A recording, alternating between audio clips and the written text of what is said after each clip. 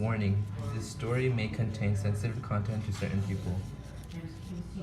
Don't be directly influenced. The purpose of the story was to be interesting around the theme of maladaptive coping. Yeah. So, Sin is an immigrant from China who's just moved to America. He is 14 years old and knows somewhat understand and write English because of his classes he took in China. But he was not very good at speaking English. His parents put him in a high school where most of the people were crazy and very disrespectful. His parents did not know this. When Sin entered his first classroom in school, he was told to introduce himself to the class. Painfully and slowly, he managed to say his name and where he was from. After that, the class fluttered and laughed with laughter, and Sin felt embarrassed. From that point on, people started picking on him. Sin was depressed and thought about how much he hated being in America. He never told this to his parents or of anything he went through. Sin instead found out about drugs and its use. He met a drug dealer, and the drug dealer convinced him to take drugs.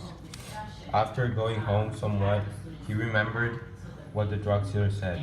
"Just take it, man. The stress will be gone. It feels like heaven." Those words were repeating over and over in his mind. So he stole money from his parents and take some drugs. After a while, Sin became addicted. He started doing heroin and became very broken. He was still bullied by the time he was 19. He was still burdened with the stress from the bullying, and the one day he was giving a gun from the drug dealer friend. Sin was in the lunchroom, and he became very dizzy. His mind kept on saying, do it, but at the same time, he hesitated. Two of his bullies came up asking for money. This triggered Sin into pulling out his gun and pointing it towards them.